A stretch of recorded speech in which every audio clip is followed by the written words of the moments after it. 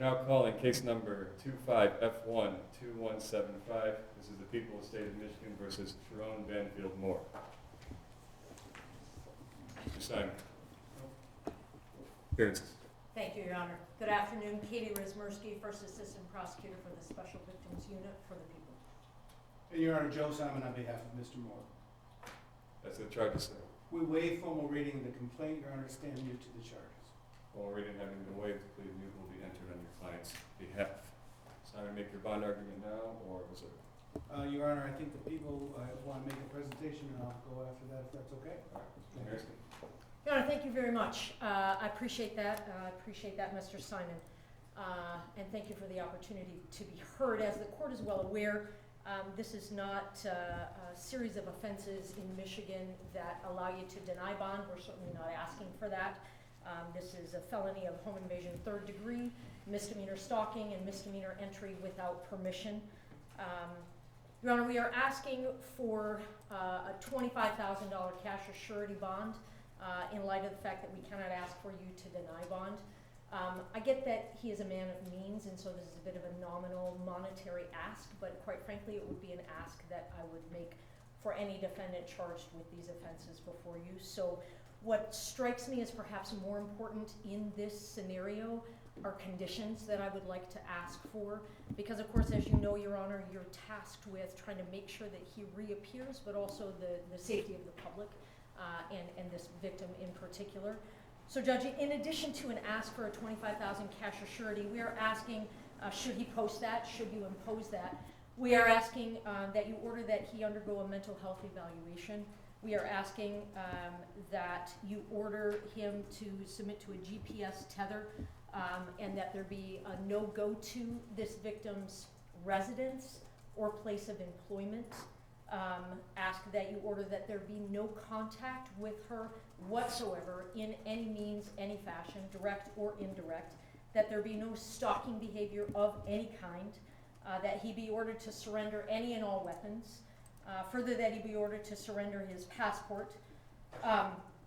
Judge, the reason, Your Honor, the reason we make those requests is in light of the factual scenario that gives rise to these charges.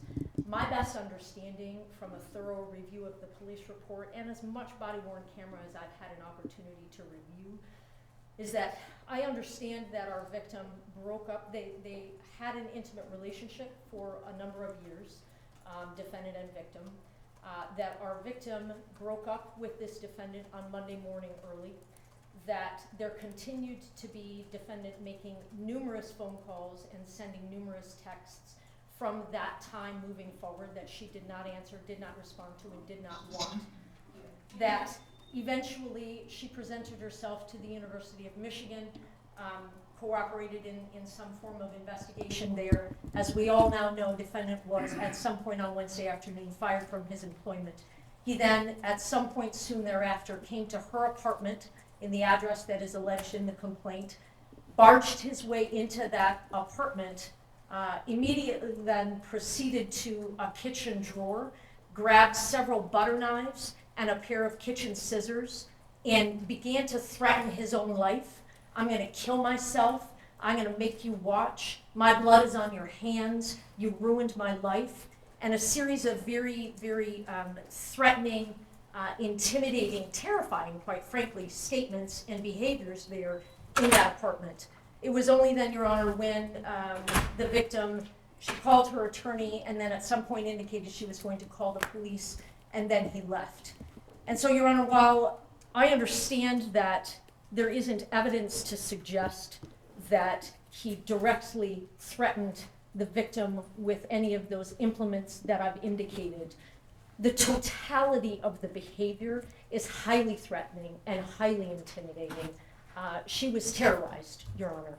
And in light of the totality of all of those circumstances, we consider the defendant to be a risk to public safety, a risk to this victim, and it is for those reasons that we are asking for those specific conditions. I'm more than happy to answer any other questions that the court may have or give you further information, and I appreciate the opportunity. Thank you, Judge. Mr. Simon, as the bond. Your Honor, let me start at the end where the people ended. In terms of risk to public safety, my client's 39 years old with a zero prior criminal history, zero prior contact with the criminal justice system in any fashion.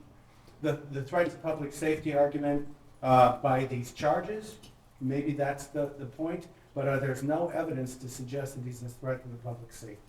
The next thing is that the people referenced the court rule that I want to come back to, that you can't deny bond in a situation like this, and they referenced something else that I want to come back to, which is the fact that they reviewed thoroughly the police report, and they reviewed thoroughly the body cam. I've had none of that opportunity. And that's too early for that in the proceedings, so when people come in here and make factual representations, although I trust Ms. Rizmirsky very much as an officer of the court, I have no ability to respond to those factual representations. So here's what I'm going to ask the court. The monetary bond component, the two considerations by court rule are my client will appear. Let me speak to that. He's got a home here. His family is here. He's got ties to our community. He's retained a local counsel here. Second thing is that my client is not otherwise a danger to the public or danger to the complainant.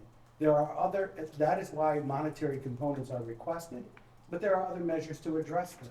For example, the request for a GPS tether, that was an expected request. My client will gladly comply with that request. The second thing is my client having no contact. Certainly, we have no objection to that order, and my client would be at his own peril if he were to violate that. His bond would be summarily revoked. In terms of surrendering the transport or passport, Your Honor, there's no really indication that he is a flight risk. My client has those established ties that I talked about. But in addition to that, Your Honor, he would have an order from the court like everyone else does. There would be no leaving the state, let alone the country, without permission of the court, and he would certainly abide by that. Your Honor, with respect to the request for a mental health evaluation, I will represent a few things that are my understanding, again, without being privileged to have reviewed discovery yet.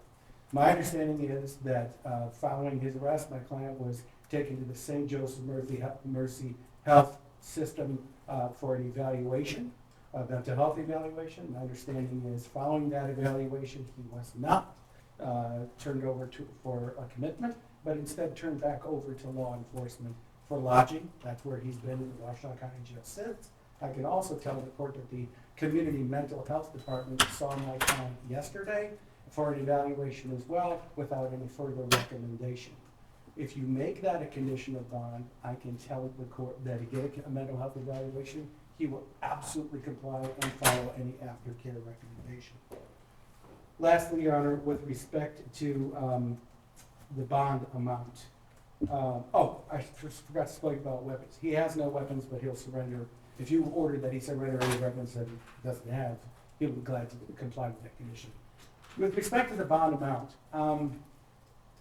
Your Honor, in a case like this, with charges like this, in a normal circumstance, we'd be requesting a personal recognizance bond and frankly expecting the court to order that.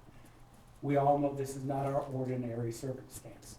It's not an insignificant amount of money to anyone. And I ask that the court set the bond amount to the principles, not of my client's bank account, but to the principles of the charges and to the principles of the court rule. Therefore, I'm requesting that if the court orders a monetary component at all, that it be with a $25,000 10% privilege. And also, Your Honor, if my client is to order to a GPS tether, things have to happen pretty significantly to try to get that in place in time for what we hope to be his first. Thank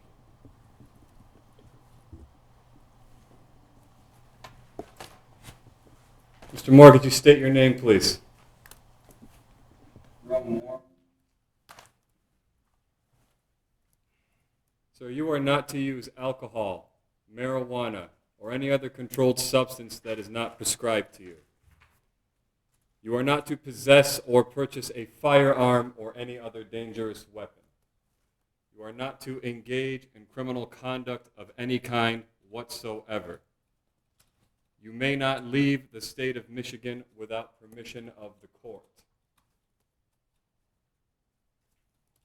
Prior to your release, you will be placed on a GPS tether. You will not be released before that GPS tether is placed upon you. You must continue all mental health treatment as a condition of your bond. The named victim in this case will not be placed on the record. You may not have contact with that individual. That means no calling, no writing, no video chatting, no texting, no emailing, or any other form of contact the human mind can possibly fathom. No one in the world thinks that this person is going to reach out to you. Should they do so, and again, no one thinks that they're going to, you may not reply in any form or fashion.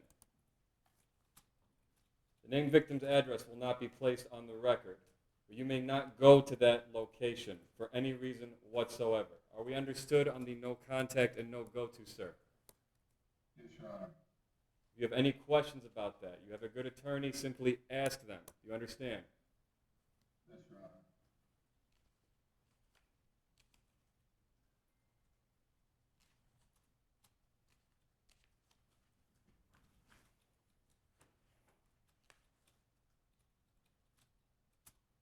Bond will be set in the amount of $25,000 cash surety, as requested by the prosecution's office.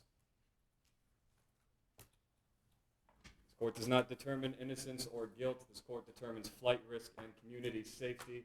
The court finds with these conditions in place, it has been met.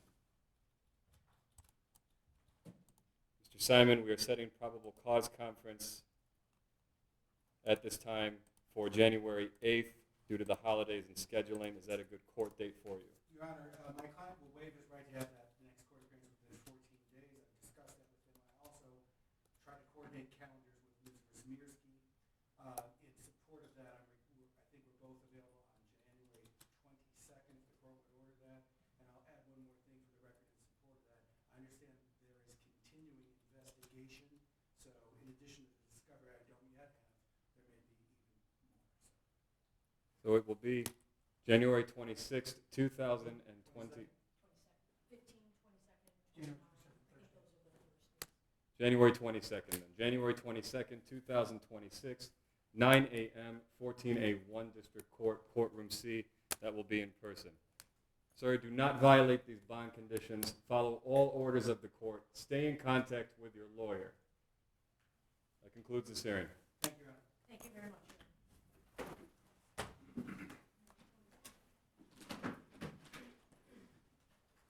All right, we're off record. We're going to give 10 minutes for everyone. Court's going to take a recess.